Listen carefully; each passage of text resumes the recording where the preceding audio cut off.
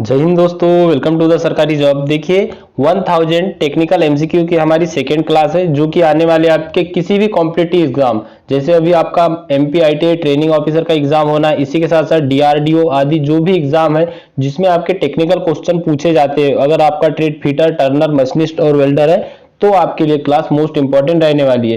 Class के साथ अंत तक बने रहिएगा। क्योंकि इसमें सारे क्वेश्चन आपको ऐसे ही देखने को मिलेंगे जो प्रैक्टिकल बेसिस क्वेश्चन है और किसी न किसी एग्जाम में पूछे गए। आप क्वेश्चन का लेवल देख के समझ ही जाओगे कि हाँ, किस टाइप के क्वेश्चन जो है आपको आगे कंप्लीट करना चाहिए और किस टाइप के क्वेश्चन जो है बनेंगे। देखिए अधिकतर क्वेश्चन जो होते हैं वो हर स्टूडेंट बना लेता है, लेकिन कुछ क्वेश्चन होते हैं जो प्रैक्टिकल बेसिस होते हैं और वही क्वेश्चन जो है मेरिट आपके तैयार करते हैं। तो क्लास आपके लिए मोस्ट इंपॉर्टेंट रहने वाली है। जो स्टूडेंट चैनल से नए जुड़े, चैनल को सब्सक्राइब करके बेल आइकन को ऑन कर दीजिएगा और साथ ही साथ वीडियो को लाइक जरूर कीजिएगा। तो चलिए क्लास को स्टार्ट करते हैं। टेलीग्राम ग्रुप अगर आपने अभी तक ज्वाइन नहीं किया है तो टेलीग्राम ग्रुप ज्वाइन करने के लिए वीडियो के डिस्क्रिप्शन बॉक्स में आपको लिंक मिल जाएगी। देखिए यहाँ पर फर्स्ट नंबर का क्वेश्चन है। फर्स्ट नंबर के क्वेश्चन में क्या कहा गया है आप यहाँ पर देख सकते हो। इंजीनियरों के स्टील रूल की पाठन यथार्थता है। Reading accuracy of an engineering steel rule. Option दिए 1 mm, 0.1 mm, 0.5 mm या 0.01 mm। तो देखिए जो इंजीनियरिंग स्टील रूल होता है, इसकी पाठन यथार्थता की बात करें तो इसकी पाठन यथार्थता मतलब होता है इसका लिस्ट काउंट कितना होता है, तो वो होता है आपका 0.5 mm। अब स्टील रूल के बारे में और एक क्वेश्चन आपसे बनता है कि स्टील रूल किस धातु की बनी होती है। तो देखिए स्टील रूल बनी होती है आपकी स्टेनलेस स्टील की। कौन सी? स्टेनलेस स्टील की बनी होती है, या इसी के साथ साथ आप कह सकते हो और में स्टेनलेस स्टील प्लस आपका जो होता है स्प्रिंग स्टील। कौन सा? Spring steel. इन दो धातुओं से मिलकर जो आपकी इंजीनियरिंग स्टील रूल है वो बनी होती है। अब बात करें स्टील रूल के बारे में कि स्टील रूल कितने प्रकार की होती है, तो देखिए हर बुक में आपको अलग अलग देखने को मिल जाएगा। टोटल स्टील रूल की बात की जाए तो यह 10 प्रकार की होती है। इसमें से एक स्टील और होती है जिसके बारे में क्वेश्चन बनता है, जिसको हम कहते हैं श्रिंक स्टील रूल। कौन सी? जो आपकी श्रिंक स्टील रूल होती है। तो इसका क्वेश्चन बनता है कि जो श्रिंक स्टील रूल होती है इसका यूज कहां पर किया जाता है, इसका यूज कौन करते हैं। तो ध्यान में रखिएगा, पैटर्न मेकर जो होते हैं, पैटर्न मेकर इस चीज का या इस स्टील रूल का यूज करते हैं। तो इस क्वेश्चन से आपको इतनी बातें समझ में आती है। चलिए अगला क्वेश्चन देख लेते हैं। नेक्स्ट क्वेश्चन भी इंपॉर्टेंट रहेगा। इसमें क्या पूछा है? साधारण वर्नियर कैलिपर्स का अल्पतमांक है। क्या पूछा इसमें? Least count of common vernier calipers. Option इसमें आपको देख सकते हो 0.1 mm, 0.02 mm, 0.01 mm या 0.05 mm। तो देखिए जो साधारण वर्नियर कैलिपर्स होता है इसका लिस्ट काउंट कितना होता है? इसका लिस्ट काउंट होता है आपका 0.02 mm। इस वर्नियर कैलिपर्स की बात की जाए तो इसके जो 49 मेन जो आपके वर्नियर स्केल डिवीजन होते हैं यह 50 मेन स्केल डिवीजन के साथ विभाजित होते हैं। तो इसका लिस्ट काउंट जो है आपका 0.02 निकल कर आ जाता है। अगर यहीं पे आपको पूछ लिया जाए कि 9 vernier scale division 10 main scale division से करते हैं तो इसका लिस्ट काउंट अलग आता है। इसके बाद में एक क्वेश्चन और बनता है जो होता है आपका 24 main scale division 25 vernier scale division वाला, इसका लिस्ट काउंट अलग बनता है। लेकिन जो कॉमन वर्नियर कैलिपर्स होता है तो देखिए कॉमन वर्नियर कैलिपर्स का लिस्ट काउंट कितना रहेगा? 0.02। तो बी यहाँ पे आपका राइट आंसर निकल कर आ जाएगा। अगला क्वेश्चन देख लेते हैं। नेक्स्ट क्वेश्चन है, बड़े व्यास के बहुछिद्र प्रवेदन ड्रिलिंग के लिए एक प्रवेदन मशीन का चुनाव करें। देखिए यहाँ पे इंग्लिश देख लेते हैं। Choose a drilling machine for drilling multiple hole of larger diameter. मतलब मल्टीपल होल भी करना है, उसी के साथ साथ बड़े व्यास में मतलब लार्जर डायमीटर में करना है। तो ऑप्शन है यहाँ पे sensitive bench drilling machine, B option है pillar drilling machine, C option है कॉमन ड्रिलिंग मशीन और डी ऑप्शन है रेडियल ड्रिलिंग मशीन। तो देखिए इसका जो करेक्ट आंसर है वो क्या हो जाएगा? इसका करेक्ट आंसर आपका हो जाएगा radial drilling machine. Radial drilling machine को ही त्रिज्या ड्रिलिंग मशीन भी कहते हैं।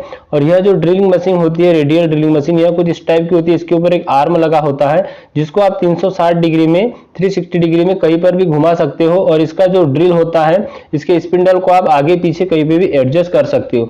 तो इसका जो अधिकतर यूज होता है वो कहाँ पे होता है? तो जो बड़े व्यास के छिद्र बनाना हो और कई प्रकार के छिद्र बनाना हो वहां पर इसका यूज किया जाता है। चलिए अगला क्वेश्चन देख लेते हैं। नेक्स्ट है क्वेश्चन नंबर 3 और यह क्वेश्चन भी आपके लिए इंपॉर्टेंट रहेगा।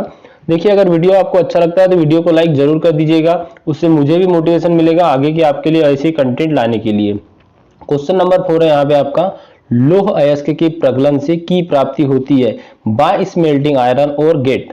क्या लौह अयस्क के प्रगलन से कास्ट आयरन की प्राप्ति होती है, पिग आयरन की होती है, रॉट आयरन की होती है या लो कार्बन स्टील की होती है? तो इसका जो करेक्ट आंसर है वो हो जाएगा आपका जो आपकी वात्या भट्टी होती है, ब्लास्ट फर्नेस जिसको आप कहते हैं, इसमें जब लौह अयस्क को डाला जाता है तो आपका पिग आयरन बनता है। कौन सा? पिग आयरन बनता है, जिसको कि आप कच्चा लोहा कह सकते हो। तो अगर आपसे भट्टियों के बारे में पूछा जाए, जो फर्नेस होती है, देखिए एक होती है आपकी कास्ट आयरन बनाने वाली फर्नेस, यहाँ पर आप देख सकते हो कास्ट आयरन किस भट्टी में बनता है, तो कास्ट आयरन आपका बनता है वात्या भट्टी में, जिसको कि आप ब्लास्ट फर्नेस कहते हो। क्या कहते हैं? Blast furnace. ठीक है, इसके बाद में आपका एक होता है रॉट आयरन और इसके बाद में होता है कास्ट आयरन। आपको कमेंट बॉक्स में कमेंट करके बताना है कि कास्ट आयरन बनाने के लिए किस भट्टी का उपयोग किया जाता है। इस क्वेश्चन का आंसर आपको कमेंट बॉक्स में कमेंट करके बताना है। देखते हैं कितने स्टूडेंट की तैयारी कैसी है। चलिए अगला क्वेश्चन देख लेते हैं। नेक्स्ट क्वेश्चन है आपका, इसमें पूछा गया है मृदुलता प्राप्त करने और मशीनिंग योग्यता में उन्नता प्राप्त करने, इसी के साथ साथ यहाँ पे कहा गया है तन्यता बढ़ाने तथा आंतरिक प्रतिबल से मुक्त होने तथा रेणु आमाप का परिष्करण करने के लिए उपयुक्त इस्पात के उष्मा उपचार को कहते हैं। देखिए क्वेश्चन को थोड़ा समझिएगा, यहाँ पर क्या पूछा गया क्वेश्चन में, द हीट ट्रीटमेंट क्या पूछा गया। देखिए क्वेश्चन में the heat treatment method still obtained softness, improve machinability and increase, यहाँ पर बोला डक्टिलिटी, और इसी के साथ में दिया है to relieve internal stage and refine the grain size. Option दी इसमें एनिलिंग, टेम्परिंग, नाइट्राइडिंग या कठोरन। तो देखिए यहाँ पे क्या बोला है, मृदुलता प्राप्त करने मतलब कि सॉफ्टनेस भी बढ़ाना है, मशीनेबिलिटी इंक्रीज करना है, इसी के साथ साथ आपको जो इंटरनल स्टेज होता है उससे भी मुक्त करना है। तो इसके लिए जो आपको प्रोसेस करना होगा हीट ट्रीटमेंट की, वो कौन सी होगी, तो वो होंगी आपकी एनिलिंग प्रोसेस। तो ध्यान में रखिएगा, ये जो इसका आपका करेक्ट आंसर हो जाएगा। नेक्स्ट क्वेश्चन देख लेते हैं। अगला क्वेश्चन है आपका क्वेश्चन नंबर 6। इसमें क्या पूछा गया है, इंजीनियरिंग के वाइज का आमाप है। क्या बोला इसमें, the size of engineering wise is specified by. जो इंजीनियरिंग वाइज होता है इसका साइज कहां से लिया जाता है। ऑप्शन है इसमें diameter of the handle, B option है width of jaw, C option है आपका गैप बिटवीन जॉ और डी ऑप्शन है आपका लेंथ ऑफ स्पिंडल। देखिए इसका जो करेक्ट आंसर हो जाएगा वो हो जाएगा विड्थ ऑफ जॉ, जहां की चौड़ाई से इंजीनियरिंग वाइज का साइज लिया जाता है। अगर इंजीनियरिंग वाइज की बात करें तो यह किस धातु की बनी होती है, जो आपकी इंजीनियरिंग वाइज होती है यह बनी होती है आपकी कास्ट आयरन की। इसी के साथ साथ इसके जो जबड़े होते हैं जिसको आप जा कहते हो, तो इसकी जो जा बने होते हैं यह बने होते हैं आपके टूल स्टील के। ठीक है, अब ये जो जॉ होती है या जॉ प्लेट्स जो होती है आपकी, यह टूल स्टील की बनी होती है। इसके ऊपर नर्लिंग के समान ऐसा पैटर्न भी बना होता है ताकि इसकी ग्रिपिंग पावर अच्छी बन सके। यहाँ पर आपके वाइस से क्वेश्चन और बनता है कि वाइस के स्पिंडल में कौन सी थ्रेड होती है, तो ध्यान रखिएगा वाइस के स्पिंडल में आपकी स्क्वायर थ्रेड होती है। ओके, चलिए अगला क्वेश्चन देख लेते हैं। नेक्स्ट क्वेश्चन आपका क्वेश्चन नंबर 7। क्वेश्चन नंबर 7 में पूछा गया है स्क्राइबर से निर्मित है, scriber are made of. Option दिया आपको cast iron, mild steel, high carbon steel या स्टेनलेस स्टील। तो देखिए जो स्क्राइबर बना होता है वो किस धातु का बना होता है, वह बना होता है आपका हाई कार्बन स्टील का। तो ध्यान में रखिएगा अगर ऐसा क्वेश्चन बनता है स्क्राइबर मेड ऑफ, तो हाई कार्बन स्टील इसका राइट आंसर हो जाएगा। नेक्स्ट है यहाँ पे पृष्ठीय प्रमापी surface gauge is a. Surface gauge क्या है, ऑप्शन इसमें मार्किंग टूल है, कटिंग टूल है, ड्रिलिंग टूल है या क्लैंपिंग टूल है। तो देखिए जो आपका सरफेस गेज होता है यह एक प्रकार का आपका मार्किंग टूल होता है, इसमें स्क्राइबर लगा होता है। आपने सरफेस गेज जो है देखा होगा, इस टाइप का एक सरफेस गेज होता है। यहाँ पे इसका स्नग, राकर आर्म आदि सभी होता है। ये जो स्नग होता है इसी में आपका एक स्क्राइबर लगा होता है।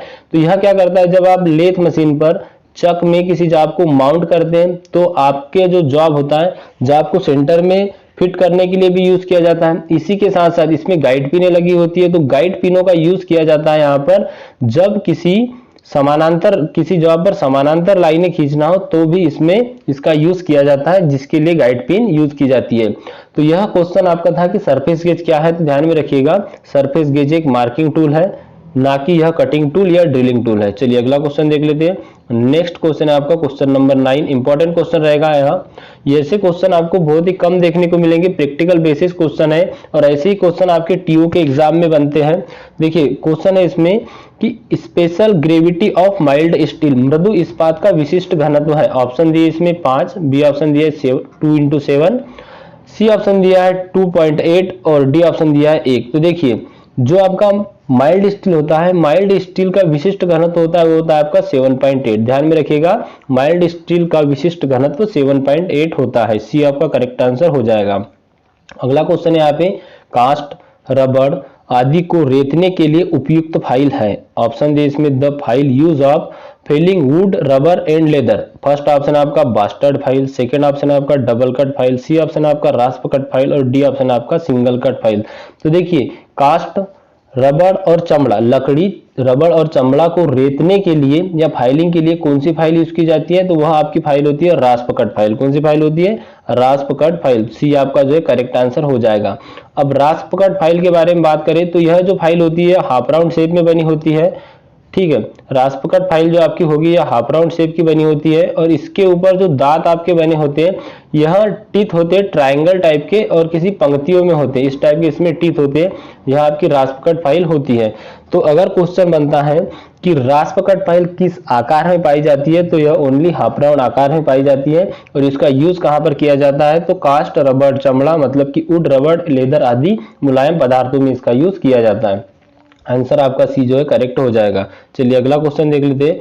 नेक्स्ट है आपका क्वेश्चन, यदि एक पेज को M20 इंटू 1.25 में अभिन्नित किया गया तो 1.25 अभिन्नित करता है।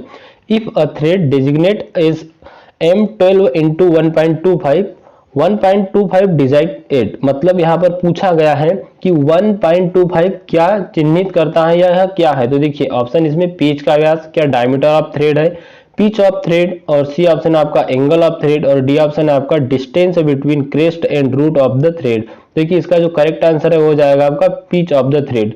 जो आपका पिच ऑफ द थ्रेड है यहाँ पर आपको पिच दिखाया गया है और यह जो है आपका उसका डाया दिखाया गया है, मतलब कि साइज दिखाया गया है। अच्छा, एक चीज इसमें पूछी जाती है कि जो आपकी थ्रेड होती है, थ्रेड का जो आपका साइज ज्ञात करना होता है तो इसमें डबल डेप्थ को माइनस करना पड़ता है। तो जैसे कि मान लीजिए यहाँ पर आपको 1.5 की पिच दी है, अगर आपको ब्लैंक साइज निकालना है तो क्या करना पड़ेगा उसके लिए आपको ब्लैंक साइज मतलब कि डाया इक्वल क्या हो जाएगा आपका 2 इंटू 0.6134 इंटू पिच आपकी कितनी आ जाएगी 1.25। और जिसको जब आप कैलकुलेट करके इसको अगर आप डाया से माइनस कर देते हो तो आपका ब्लैंक साइज निकल कर आ जाता है। यह आपका जो ब्लैंक साइज होगा इंटरनल डाया के लिए होगा। इसी के साथ साथ एक साइज पूछा जाता है आपका डाई के लिए। तो देखिए डाई के लिए जब ब्लैंक साइज ज्ञात किया जाता है, जब आपको एक्सटर्नल थ्रेडिंग करना हो तो उसके लिए 1 अपॉन पिच, मतलब जो पिच होती है आपका पिच का 1/10वां भाग, कितना पिच का जो आपका 1/10वां भाग होता है। देखिए यहाँ पे मैं बता देता हूं आपको फॉर्मूला। अगर आपको डाई से ब्लैंक साइज ज्ञात करना है तो डाई से ब्लैंक साइज इक्वल क्या हो जाएगा आपका पिच इंटू 1/10, पिच के 10वें भाग को इसमें माइनस किया जाता है। चलिए अगला क्वेश्चन देख लेते हैं। नेक्स्ट क्वेश्चन क्या है आपका? अगला क्वेश्चन है, मेटिंग पार्ट के बीच में अंतराल की जांच करने के लिए उपयुक्त यंत्र है। Name of the instrument use of checking the gap between mating part. जो मैचिंग पार्ट होते हैं मतलब दो पार्ट है, इनके बीच का गैप चेक करना है तो इसके लिए क्या यूज करेंगे? ऑप्शन है radius gauge, feeler gauge, flat gauge और ड्रिल गेज। तो देखिए इसका जो करेक्ट आंसर है वो क्या हो जाएगा? इसका करेक्ट आंसर आपका हो जाएगा रेडियस गेज। कौन सा हो जाएगा आपका? सॉरी, फीलर गेज इसका जो आपका करेक्ट आंसर हो जाएगा। फीलर गेज जो है यह मीटिंग पार्टों के बीच का अंतराल या गैप चेक करने के लिए यूज किया जाता है। B is the right answer. चलिए अगला क्वेश्चन देख लेते हैं। नेक्स्ट क्वेश्चन क्या है? अगला क्वेश्चन है आपका, एक छिद्र में विवर्धन या परिसंजन की प्रक्रिया को क्या कहती है? इंग्लिश देख लेते हैं इसका। The process of enlarge and finished a hole is known as. एक छिद्र की विवर्धन और परिसंजन की प्रक्रिया को क्या कहते हैं? इसमें क्या पूछा है? होल को इनलार्ज भी करना है और उसी के साथ साथ फिनिश भी करना है। ऑप्शन दिया इसमें काउंटर बोरिंग, बी ऑप्शन दिया इसमें काउंटर सिंकिंग, सी ऑप्शन दिया इसमें रिमिंग और डी ऑप्शन दिया इसमें स्पॉट फिशिंग। देखिए यहां से एक क्वेश्चन अधिकतर एग्जामों में पूछा ही जाता है। यह जो चार ऑप्शन दिख रहे हैं आपको, इसमें से एक क्वेश्चन कंफर्म है कि आपको हर एग्जाम में देखने को मिलेगा। अब हम इस क्वेश्चन के आंसर की बात करें तो इसका जो राइट आंसर है वो हो जाएगा आपका रिमिंग। रिमिंग क्यों हो जाएगा? यहाँ पर क्या पूछा गया है? होल को इनलार्ज करना है और उसी के साथ साथ फिनिश बनाना है एक्यूरेट साइज में। अब बात कर ले हम काउंटर बोरिंग की, तो काउंटर बोरिंग कैसे की जाती है? देखिए काउंटर बोर जो आपका बना होता है इस टाइप का होल होता है आपका काउंटर बोरिंग वाला, और यह सॉकेट हेड स्क्रू को स्थान देने के लिए किया जाता है। बात करें काउंटर सिंकिंग की, तो जो काउंटर सिंक वाला होल होता है वो कुछ इस टाइप का होता है, मतलब एक तरफ से आपको यह फ्लेटदार बनाया जाता है। स्पॉट फेसिंग की बात करें तो किसी सरफेस पर यहाँ पर स्पॉट फेसिंग की जाती है। यह आपके काउंटर बोरिंग वाले टूल से भी की जा सकती है कम दूरी तक। और बात करें हम इसी के साथ साथ एक क्वेश्चन और बनता है आपका, जो होता है आपका अंडरकट, या आप इसको चेम्परिंग कह सकते हो। जैसे जो एक्सटर्नल डाया होता है, यहाँ पर हमको थ्रेड बनाना है या कुछ करना है जैसे, तो यहाँ पर हम यहाँ पर क्या कर देते हैं, यहाँ पर थोड़ा सा चेम्पर कर देते हैं। अधिकतर चेम्पर किया जाता है 3x45 डिग्री में, तो ये होती है आपकी चेम्परिंग। अब बात करें रिमिंग की, तो रिमिंग एक्यूरेट साइज बनाता है और स्टैंडर्ड साइज बनाता है। बोरिंग एक ऐसा ऑपरेशन है आपका, बोरिंग के द्वारा आप किसी भी साइज का बोर बना सकते हो, लेकिन जो रिमिंग ऑपरेशन है, रिमिंग एक स्टैंडर्ड साइज में ही होल बनाता है। और यहाँ पे यही पूछा गया था, the process of enlarge and finished a hole. तो अकॉर्डिंग टू ऑप्शन आपका रिमिंग जो है यहाँ पे करेक्ट आंसर हो जाएगा। चलिए अगला क्वेश्चन देख लेते हैं। नेक्स्ट क्वेश्चन है आपका, बॉल पेन हैमर का उपयोग सामान्यतः है। क्या पूछा है इसमें, the ball peen hammer is generally use और। यह जो होता है फीटर का फेवरेट हैमर होता है बॉल पेन हैमर। ऑप्शन देख लेते इसमें, फर्स्ट ऑप्शन है आपका वेज, बी ऑप्शन है आपका रिवेटिंग, सी ऑप्शन है आपका बेंडिंग और डी ऑप्शन है आपका रिमूविंग नेल्स। तो देखिए जो बॉल पेन हैमर होता है इसका यूज कहां पर किया जाता है, इसका यूज अधिकतर किया जाता है आकार देने के लिए, मतलब कि रिवेटिंग में इसका यूज किया जाएगा। ऑप्शन नंबर बी जो है आपका करेक्ट आंसर हो जाएगा। कील निकालने के लिए आपका क्ला हैमर का यूज किया जाता है। चलिए अगला क्वेश्चन देख लेते हैं। नेक्स्ट क्वेश्चन है आपका, प्रवेदित छिद्र के अंत भाग में प्रवरण की प्रक्रिया को कहते हैं। ऑप्शन है इसमें, the process of bevelling the end of drilling hole is known as. देखिए ऑप्शन क्या है इसमें, काउंटर बोरिंग, बी ऑप्शन है आपका काउंटर सिंकिंग, सी ऑप्शन है आपका रिमिंग और डी ऑप्शन है स्पॉट फेसिंग। देखिए यहाँ पर क्या पूछा है, the process of bevelling the and, मतलब एंड को बेवल्ड करना है और इसी के साथ साथ ड्रिल होल बनाना है, मतलब कि प्रवेदन छिद्र के अंत्य भाग को प्रवर्णित करना है। देखिए जो लैंग्वेज होती है निमी की लैंग्वेज है, थोड़ा सा टफ जाएगी, लेकिन ऐसे ही क्वेश्चन जो है आपको पूछे जाएंगे। तो देखिए जो बेवल करते हैं उस क्रिया को क्या बोलते हैं, अभी हमने डिस्कस किया था। इस टाइप का अगर आपका होल बनेगा तो यह आपकी काउंटर सिंकिंग प्रोसेस आएगी। कौन सी प्रोसेस आएगी, यह काउंटर सिंकिंग प्रोसेस आएगी। काउंटर सिंक हेड स्क्रू को स्थान देने के लिए की जाती है। और काउंटर बोरिंग जो होती है यह क्यों की जाती है, तो यह आपके सॉकेट हेड स्क्रू को स्थान देने के लिए की जाती है। तो इसका जो करेक्ट आंसर है ऑप्शन नंबर बी आपका जो है करेक्ट आंसर हो जाएगा। चलिए अगला क्वेश्चन देख लेते हैं। नेक्स्ट क्वेश्चन है आपका क्वेश्चन नंबर 16। इसमें क्या पूछा गया है, एक प्रवेदित छिद्र के अग्र पर बोल्ट हेड के लिए सपाट सीट उत्पन्न करने की प्रक्रिया है। देखिए इंपॉर्टेंट क्वेश्चन है यह भी, the process of produce a flat seat for a bolt head at the opening of the drill hole. जो आपका ड्रिल होल है इसके बीच ऊपर ऊपरी साइड पर सपाट सीट उत्पन्न करने की प्रक्रिया को क्या कहते हैं। ऑप्शन है इसमें काउंटर बोरिंग, बी ऑप्शन है काउंटर सिंकिंग, सी ऑप्शन है रिमिंग और डी ऑप्शन है स्पॉट फेसिंग। तो इसका जो करेक्ट आंसर है वह हो जाएगा आपका स्पॉट फेसिंग। क्या हो जाएगा, स्पॉट फेसिंग जो है यह करेक्ट आंसर हो जाएगा। चलिए अगला क्वेश्चन देख लेते हैं। नेक्स्ट है आपका क्वेश्चन नंबर 17। इसमें पूछा गया है, एक ही औजार से प्रवेधन एवं काउंटर बोरिंग, क्या बोला इसमें, एक ही औजार से प्रवेधन एवं काउंटर सिंकिंग के संयुक्त प्रचालन को कहते हैं the combined operation of drilling and counter sinking with on the tool known as. एक ही औजार से आपको ड्रिल भी करना है और इसी के साथ साथ काउंटर सिंक भी बनाना है, तो उसको क्या कहेंगे। ऑप्शन इसमें सेंट्रल ड्रिलिंग, बी ऑप्शन है गेंग ड्रिलिंग, सी ऑप्शन है रेडियल ड्रिलिंग और डी ऑप्शन है आपका काउंटर बोरिंग। तो देखिए इसका जो करेक्ट आंसर है वो क्या हो जाएगा, इसका आपका करेक्ट आंसर हो जाएगा सेंट्रल ड्रिलिंग। सेंट्रल ड्रिल जो आपका होता है कुछ इस टाइप का होता है और यह जो सेंट्रल ड्रिल होता है इसी के द्वारा हम काउंटर सिंकिंग और काउंटर बोरिंग ऑपरेशन एक साथ कर सकते हैं। अब यहाँ पर देखिए सेंट्रल ड्रिल के बारे में दो क्वेश्चन बनते हैं। एक क्वेश्चन कि इसका कोण कितने का होता है, तो ये 60 डिग्री का होता है। और जो बी टाइप का आपका सेंट्रल ड्रिल होता है इसका जो कोण होता है सुरक्षा के लिए जो बना जाता है यह 120 डिग्री का होता है। सेंटर ड्रिलिंग कब की जाती है, जब ड्रिलिंग आदि क्रिया करना हो या सेंटर को स्थान देना हो, मतलब कोई लंबा जॉब है और इसको टेलीस्टॉक में स्थान देना हो सेंटर लगा के, तो वहां पर भी सेंटर ड्रिलिंग की जाती है। तो आपका ए जो है राइट आंसर हो जाएगा। चलिए अगला क्वेश्चन देख लेते हैं। नेक्स्ट क्वेश्चन है आपका, प्राकृतिक अपघर्षक का उदाहरण है। ऑप्शन दिए इसमें silicon carbide, tungsten carbide, corundum या कैल्शियम कार्बाइड। तो देखिए जो प्राकृतिक अपघर्षक होता है उसका उदाहरण इसमें से क्या आ जाएगा, कोरंडम इसका जो है आपका करेक्ट आंसर आ जाएगा। बात करें हम सिलिकॉन कार्बाइड और टंगस्टन कार्बाइड की, तो यह जो है आपके कृत्रिम एब्रेसिव होते हैं, जो आपके आर्टिफिशियल एब्रेसिव होते हैं उसकी श्रेणी में आते हैं। और इसी के साथ साथ कोरंडम, एमरी और हीरा यह जो है आपके प्राकृतिक एब्रेसिव के अंतर्गत आ जाते हैं। तो ध्यान में रखिएगा सी जो है आपका करेक्ट आंसर हो जाएगा। नेक्स्ट क्वेश्चन है आपका क्वेश्चन नंबर 90। इसमें क्या पूछा गया है, गैस वेल्डन नोजल से बने होते हैं, जो आपके gas welding nozzle are made of, gas welding के जो नोजल है वह किस धातु से बने होते हैं। ऑप्शन है इसमें एल्यूमिनियम, बी ऑप्शन है स्टील, सी ऑप्शन है कॉपर और डी ऑप्शन है ब्रास। तो देखिए इसका जो करेक्ट आंसर है वह क्या हो जाएगा, इसका करेक्ट आंसर हो जाएगा आपका तांबा या कॉपर। देखिए अगर आपको दोनों ऑप्शन दिए हुए हो, जैसे कि यहाँ पर दिया हुआ है कॉपर और ब्रास, तो आपका जो राइट आंसर है यहाँ पर आपका कॉपर आ जाएगा। लेकिन कहीं कहीं पे आपको तांबा ना देकर ब्रास दे दिया जाएगा, पीतल दे दिया जाएगा, उस कंडीशन में आपका जो है पीतल आंसर जो है करेक्ट हो जाएगा। चलिए अगला क्वेश्चन देख लेते हैं। नेक्स्ट क्वेश्चन है मृदु इस्पात का गलनांक है। क्या पूछा इसमें? The melting point of mild steel. Mild steel का मेल्टिंग पॉइंट पूछा है। ऑप्शन इसमें 1500 degree centigrade, 900 degree centigrade, 500 degree centigrade या 3000 डिग्री सेंटीग्रेड। तो देखिए इसका जो करेक्ट आंसर है वह क्या हो जाएगा? इसका करेक्ट आंसर हो जाएगा आपका option number A, 1500 degree centigrade होता है। यह मेल्टिंग पॉइंट होता है आपके माइल्ड स्टील का। चलिए अगला क्वेश्चन देख लेते हैं। नेक्स्ट क्वेश्चन है आपका क्वेश्चन नंबर 21 नंबर का। इसमें क्या पूछा गया है? लेथ बेड सामान्यतः से बने होते हैं। Lathe bed are usually made of. Option दी इसमें mild steel, cast iron, stainless steel या एल्यूमिनियम अलॉय। देखिए इसका जो करेक्ट आंसर है वह क्या हो जाएगा? जो आपके लेथ बेड होते हैं यह सामान्यतः कास्ट आयरन के बनाए जाते हैं। और कास्ट आयरन के ही क्यों बनाए जाते हैं? इसकी जो कंप्रेसिव स्ट्रेंथ होती है, क्या होती है?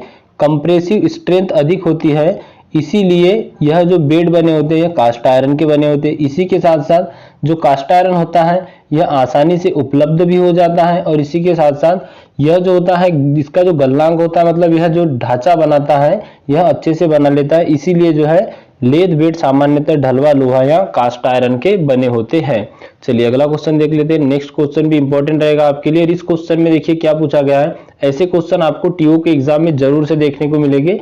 अगर आपको क्लास अच्छी लगती है तो आप क्लास को लाइक जरूर कर दीजिएगा, और साथ ही साथ आपके पास जितने भी स्टडी मटेरियल है वहां पर शेयर जरूर कीजिएगा। आगे भी आपको कंटिन्यूसली ऐसी क्लासेस देखने को मिलेगी। चलिए अगला क्वेश्चन है हमारा। पूर्ण केंद्र मतलब कि डेड सेंटर वह लेथ केंद्र है जो में स्थित होता है। A dead centre is the lathe centre fixed on. Option दिए इसमें हेड स्टॉक में, बी ऑप्शन दिया है टेल स्टॉक में, सी ऑप्शन दिया है कैरिज में, और डी ऑप्शन दिया है सेडल में। देखिए क्वेश्चन में आपको क्या पूछा गया है कि लेथ के मतलब कि लेथ का जो डेड सेंटर है वह कहां पर फिट होता है या कहां पर फिक्स होता है। तो देखिए जो आपका डेड सेंटर होता है वह होता है टेल स्टॉक में फिट। क्यों होता है? क्योंकि वहां पे यह रिवॉल्विंग मतलब घूमता नहीं है, इसलिए यह डेड सेंटर कहा जाता है। तो डेड सेंटर की बात की जाए तो यह टेल स्टॉक में फिट होता है। और हेड स्टॉक में जब यही सेंटर अगर हम हेड स्टॉक में फिट करेंगे तो यह आपका लाइव सेंटर हो जाएगा। अब सेंटर के कोण की बात करें कि इसका इंक्लूडेड एंगल कितना होता है, तो इसका होता है 60 डिग्री, और हेवी वर्क के लिए इसका जो एंगल बनाया जाता है वो बनाया जाता है आपका 75 डिग्री। अगर हम सेंटर की बात करें तो अलग अलग आकार के सेंटर आते हैं। इसमें एक सेंटर होता है आपका बॉल सेंटर, जिसके सामने की ओर बॉल लगी होती है। और इसमें क्वेश्चन आपका बनता है कि बॉल सेंटर का यूज कब किया जाता है। तो देखिए इसका जो करेक्ट आंसर क्या हो जाएगा? बॉल सेंटर का यूज तब किया जाता है जब टेल स्टॉक ऑफसेट विधि द्वारा टेपर टर्निंग करना हो, तब बॉल सेंटर का यूज किया जाता है। एक सेंटर होता है आपका हॉप सेंटर। यह जो हॉप सेंटर होता है यह किस टाइप का होता है? मान लीजिए आपका टेल स्टॉक है, यह आपकी जो लेथ मशीन है, यह लेथ मशीन का हेड स्टॉक है। यहाँ पर आपका चक लगा हुआ है, चक में आपका एक जॉब बंधा हुआ है। अब यहाँ पर क्या होता है, जब लंबा जॉब होता है इसको हम सेंटर से सहारा देते हैं, लेकिन इसके जो टेल स्टॉक वाला सेंटर होता है, ये टेल स्टॉक वाले सेंटर पर ही अगर इसको केंद्र तक इसकी फेसिंग करनी हो तो वहां पर हाफ सेंटर का यूज किया जाता है। तो यह कुछ सेंटर्स है, सेंटर्स के बारे में भी आपको क्वेश्चन बनते हैं। अगर आप चाहते हो कि टॉपिक वाइज भी आपको क्वेश्चन देखने को मिले तो आप कमेंट बॉक्स में कमेंट करके जरूर बताइएगा। चलिए अगला क्वेश्चन देख लेते हैं। नेक्स्ट क्वेश्चन आपका क्वेश्चन नंबर 23, और इसमें पूछा गया भारतीय मानक ब्यूरो द्वारा फाइलों के निम्नलिखित ग्रेडों की संस्तुति की गई है। क्या पूछा इसमें?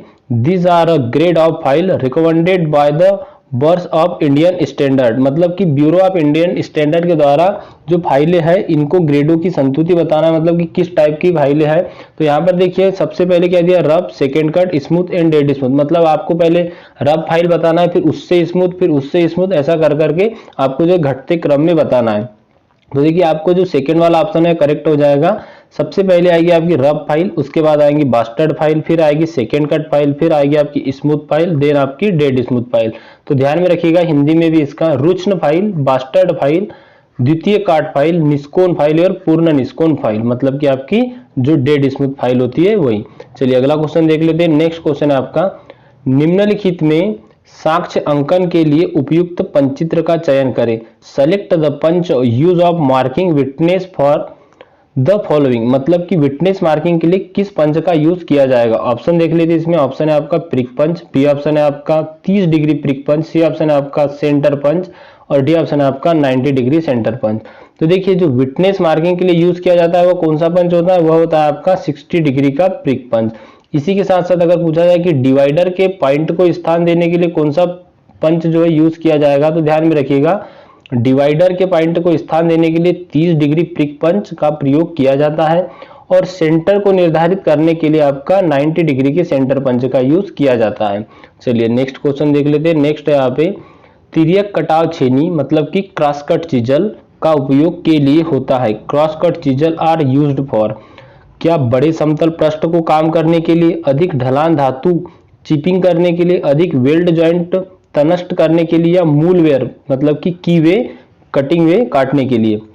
तो देखिए जो आपका क्रॉस कट चीजल होता है इसका यूज किया जाता है मोस्टली कीवे बनाने के लिए। कहाँ? कीवे बनाने के लिए इसका यूज किया जाता है। अब बात करें हम फ्लैट चीजल की, तो फ्लैट चीजल का यूज सामान्यतः किया जाता है। क्रॉस कट चीजल का यूज कहाँ पर किया जाता है? तो देखिए जो क्रॉस कट चीजल आपकी होती है इसको कीवे काटने के लिए किया जाता है। जो डायमंड पॉइंट चीजल होती है आपकी कौन सी? एक होती है आपकी डायमंड पॉइंट चीजल। तो जो डायमंड पॉइंट चीजल होती है इसको 90 डिग्री के कॉर्नरों को निकालने के लिए किया जाता है। और एक होती है आपकी half round chisel. Half round chisel का यूज कहाँ पर किया जाता है? तो जो ऑयल गैलरी होती है मतलब कि ऑयल वे आदि होता है इनको काटने के लिए हाफ राउंड नोज चीजल का यूज किया जाता है। तो इतनी बातें आपको चीजल के बारे में ध्यान में रखिए। अब एक चीज और आती है इसमें, चीजल का कटिंग एंगल पूछा जाता है और यह क्वेश्चन अधिकतर एग्जाम में बनता है कि किसी न किसी धातु के लिए चीजल का कटिंग एंगल पूछा जाएगा। तो देखिए आप ध्यान में रखिएगा, जो आपका उच्च कार्बन इस्पात होता है, उच्च कार्बन इस्पात होता है इसके लिए कितना होता है? तो इसके लिए होता है आपका 65 डिग्री। उसके बाद में आपका जो कास्ट आयरन होता है, कास्ट आयरन के लिए कितना होता है? तो इसके लिए होता है आपका 60 डिग्री। उसके बाद में यहाँ पर आपको पूछा जाता है, देखिए चीजल के कटिंग एंगल आपको पूछे जाते हैं, इसके लिए आप एक ट्रिक याद में रखिएगा। आप एक ट्रिक याद में रखिएगा, मैं आपको ट्रिक बता देता हूँ। उच्च, उसके बाद में उच्च का कहा जाता है आपके हाई स्पीड स्टील को। चलिए उसके बाद में क्या आ जाएगा आपका कास्ट आयरन। तो कास्ट आयरन को क्या कहा जाता है हिंदी में? इसमें ढलवा लोहा कहा जाता है, उच्च ढलवा। इसके बाद आ जाएगा माइल्ड स्टील मतलब कि आपका मृदु इस्पात। इसके बाद में आ जाएगा आपका पीतल, तो यहाँ पर आप लिख दीजिए पीतल। इसके बाद में आ जाएगा आपका पीतल के बाद में क्या आ जाएगा आपका एल्यूमिनियम। क्या आ जाएगा? एल्यूमिनियम। यहाँ पर आप कापर भी कर लीजिए, कापर के लिए भी पूछा जाता है। तो देखिए इसमें आप ध्यान में रखिएगा 65, इसके बाद में 60, इसके बाद में यहाँ पे आ जाएगा 55 डिग्री। इसके बाद में यहाँ पर पीतल के लिए आ जाएगा आपका 50 डिग्री। इसके बाद कापर के लिए आ जाएगा आपका 45 डिग्री और एल्यूमिनियम के लिए आपका आ जाएगा 35 डिग्री या 30 डिग्री। तो आपको ट्रिक ऐसे याद रखनी है, उच्च ढलवा मृदु पिता का एलम, का मतलब कापर और एलू मतलब एल्यूमिनियम। इसके बाद में आपको 65 से 5 5 माइनस करते चले जाना है। लास्ट में जो बचेगा एल्यूमिनियम उसके लिए डायरेक्ट 35 डिग्री मतलब इसमें 10 माइनस करना है। तो यह ट्रिक आपको याद रख जाएंगी। चलिए अच्छी बात है, अगला क्वेश्चन देख लेते हैं। अगला क्वेश्चन है तनु ट्यूब के कर्तन हेतु हेक्सा ब्लेड का अति उपयुक्त पिच है। The most suitable pitch of hexa blade for cutting thin tube. Thin tube को काटने के लिए हेक्सा ब्लेड का पिच हो क्या होना चाहिए? ऑप्शन दिया है 1 mm, बी ऑप्शन दिया है 0.8 mm, सी ऑप्शन दिया है 1.25 mm और डी ऑप्शन है आपका 1.2 mm। देखिए जो तनु ट्यूब होती है इसको काटने के लिए हेक्सा ब्लेड का पिच होना चाहिए, वो होना चाहिए आपका 0.8 mm। और 0.8 mm ही क्यों होना चाहिए? तो ध्यान में रखिएगा, जब भी हेक्साइंग की जाती है तो हेक्सा ब्लेड पर जब हेक्सा ब्लेड के द्वारा काटा जाता है तो कोई भी मेटल हो उससे ध्यान में रखा जाता है कि हेक्सा ब्लेड के कम से कम 2 से 3 दांतें उस मटेरियल के संपर्क में हो। तो जितनी कम पिच की ब्लेड रहेंगी उतना उसके जो दांतें हैं वह संपर्क में रहेंगी। तो यहाँ पर हमसे पूछा गया था तनु ट्यूब के लिए मतलब कि थीन शीट के लिए, तो 0.8 जो है आपका करेक्ट आंसर हो जाएगा। चलिए अगला क्वेश्चन देख लेते हैं। नेक्स्ट क्वेश्चन क्या है आपका? अगले क्वेश्चन में आपसे पूछा गया है, क्वेश्चन नंबर 27 है, मोस्ट इंपॉर्टेंट क्वेश्चन रहेगा यह भी। इसमें पूछा गया है कि के जरिए ड्रिलिंग मशीन के स्पिंडल पर ड्रिल चक आसंजित किया जाता है। Drill chuck are fitted on drilling machine spindle by means अ।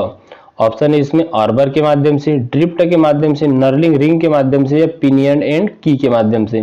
तो देखिए ड्रिलिंग मशीन में जो स्पिंडल होता है इस पर जब ड्रिल चक बांधा जाता है या ड्रिल चक माउंट किया जाता है तो किसके माध्यम से किया जाता है? वह आर्बर के माध्यम से किया जाता है। तो ए जो है आपका करेक्ट आंसर हो जाएगा।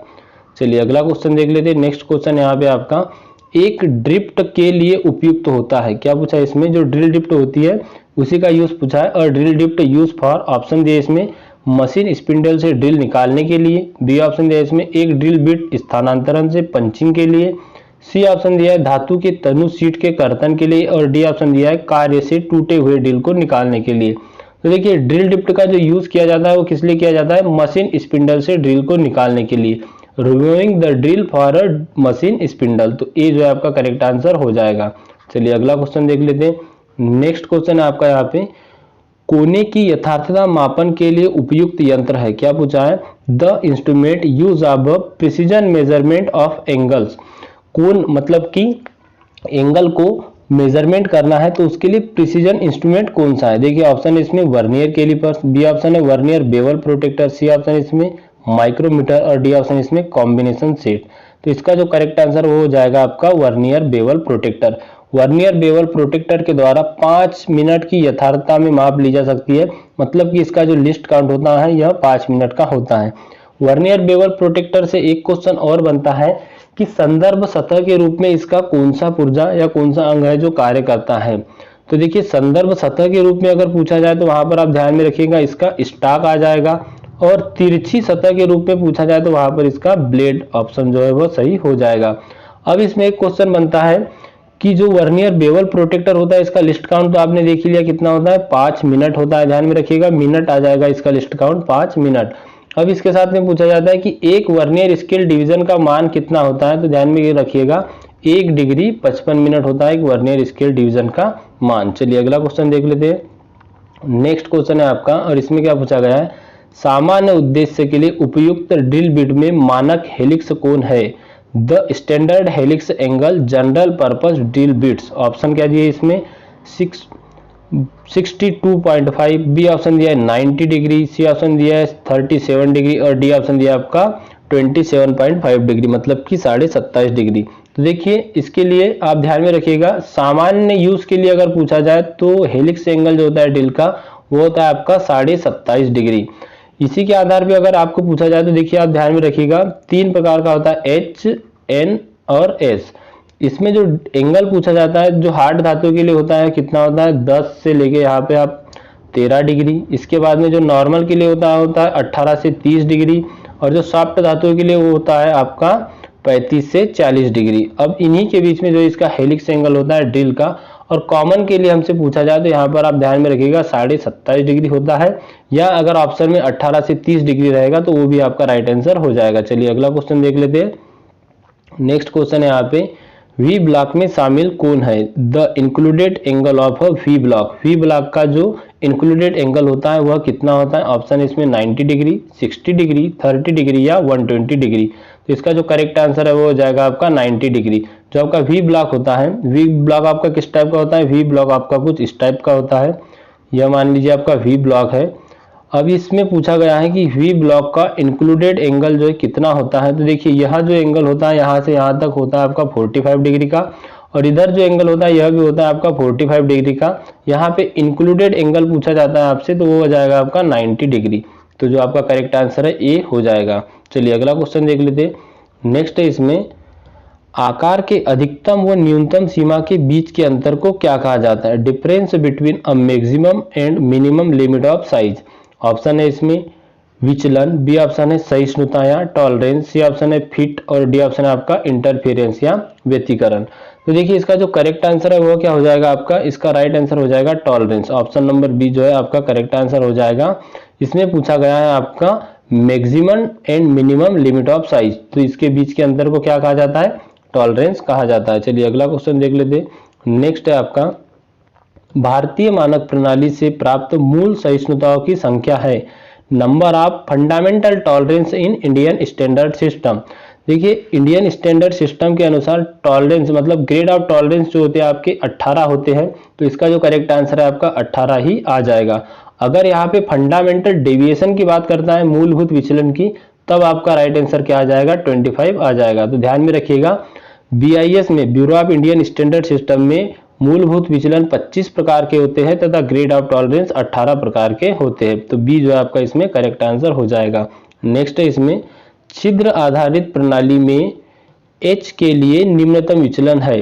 इन a hole basic system the lower deviation of the hole. देखिए लिमिट फिट टॉलरेंस से आपको क्वेश्चन बनना ही है, तो लिमिट फिट टॉलरेंस भी आप जरूर कवर कर लीजिए। अगर आप चाहते हो कि लिमिट फिट टॉलरेंस का एक टॉपिक वाइज वीडियो बनाया जाए तो आप कमेंट बॉक्स में जरूर से कमेंट कीजिएगा। ऑप्शन दी इसमें 0 mm। क्या पूछा था हमको? एज के लिए निम्नतम विचलन, मतलब कि आपका जो है लोअर डेविएशन पूछा था। ऑप्शन है इसमें 0 mm, बी ऑप्शन है आपका 0.1 mm, सी ऑप्शन है आपका 0.1 mm और डी ऑप्शन है आपका 0.01 mm। तो देखिए आपकी दो प्रणालियां होती है, एक होता है आपका होल बेसिक सिस्टम और एक होता है आपका सॉफ्ट बेसिक सिस्टम। जो आपका होल बेसिक सिस्टम होता है इसमें जो आपका लोअर डेविएशन है वह 0 होता है, तो इसका राइट आंसर आपका ए आ जाएगा।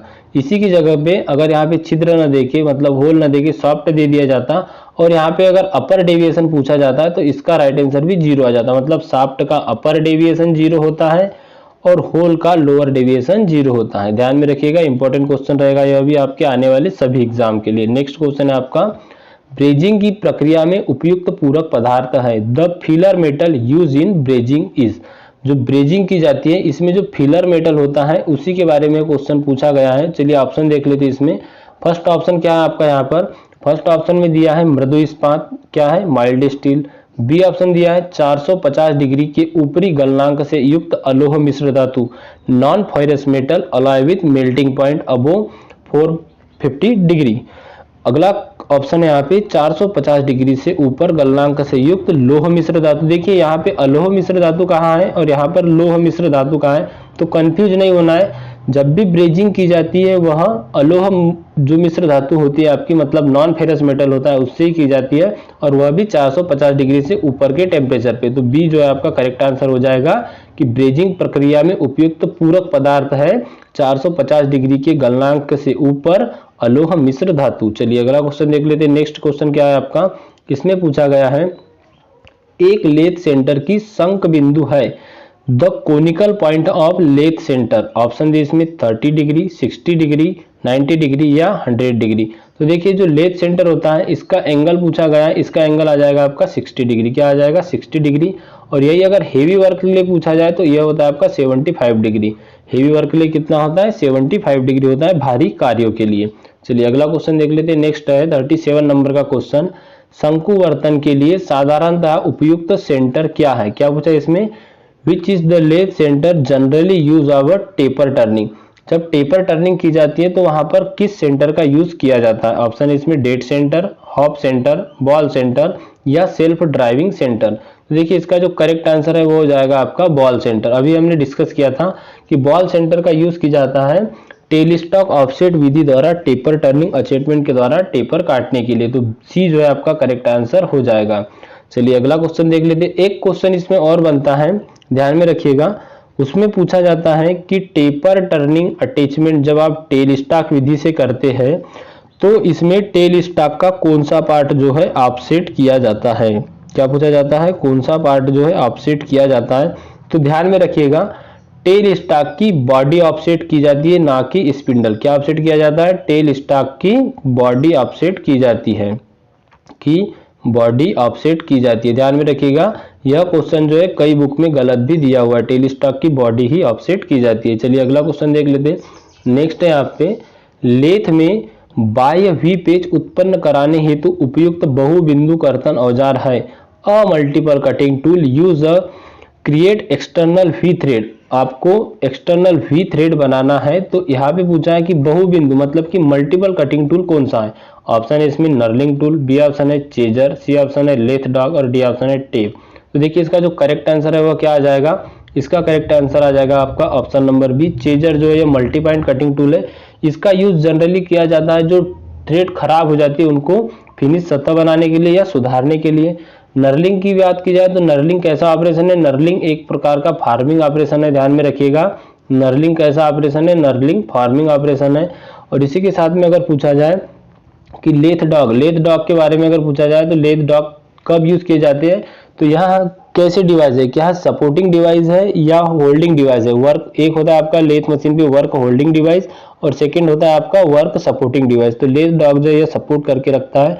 इसी के बाद में यहाँ पर पूछा जाए कि टेप, तो टेप के द्वारा हम इंटरनल थ्रेड को काट सकते हैं। चलिए अगला क्वेश्चन देख लेते हैं। नेक्स्ट है, छोटे शंकुकोण का उपयोग कर बड़े शंकुओं का वर्तन करने के लिए उपयुक्त शंकुवर्तन की विधि है। क्या पूछा इसमें, for turning long taper with small taper angle the method of taper. यहाँ पर पूछा गया है कि कम कोण वाले और लंबे टेपर बनाने के लिए कौन सी विधि का या किस मेथड का जो है यूज किया जाएगा।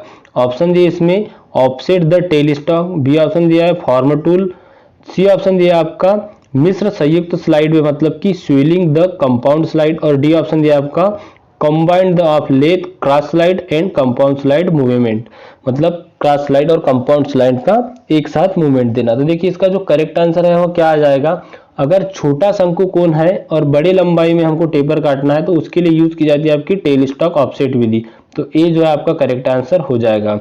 अगला क्वेश्चन देख लेते हैं। नेक्स्ट है आपका क्वेश्चन नंबर 40, और यह भी इंपॉर्टेंट क्वेश्चन रहेगा। इसमें क्या पूछा गया है, उच्चावच ग्रीव का उद्देश्य है, the purpose of relief groove is to, मतलब जो रिलीफ ग्रुप होता है ये किस लिए बनाए जाते हैं। ऑप्शन ए है आपका अपेक्षित फिट के प्रकार को बनाए रखना, मतलब maintain the equal type of fit. Second option है आपका बिना किसी रिकॉर्ड के पृष्ठों के बीच संपर्क को सुनिश्चित करना।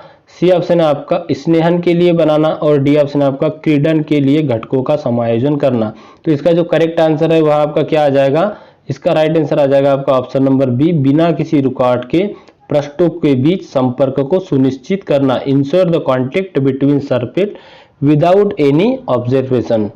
ठीक है, तो आपका जो बी है इसमें करेक्ट आंसर आ जाएगा। जो आपका उच्चावत ग्रू मतलब कि यहाँ पर क्या रिलीफ ग्रू होता है, किस टाइप का होता है, जैसे जब हम नट के ऊपर थ्रेडिंग करते हैं, थ्रेड बनाते हैं, तो यहाँ पर एक अंडर कटिंग टाइप का ग्रू काट दिया जाता है। तो इसी के बारे में यहाँ पर पूछ रहा है कि यह ग्रू किस लिए किया जाता है, तो बिना किसी रुकावट के पृष्ठों के बीच संपर्कों को सुनिश्चित करने के लिए, मतलब आपके बोल्ट के ऊपर जब नट चलेगा तो यहाँ तक जो है फिट हो जाए, ना उसमें गैप बचे। तो यही इसका जो है कहने का मतलब है। तो आज के जो वीडियो में हम इतने ही क्वेश्चन को डिस्कस करते हैं, आगे हम और भी क्वेश्चनों को डिस्कस करेंगे, तो वीडियो के साथ बने रहिएगा। हर वीडियो में लास्ट तक ऐसे ही क्वेश्चन आपको देखने को मिलेंगे।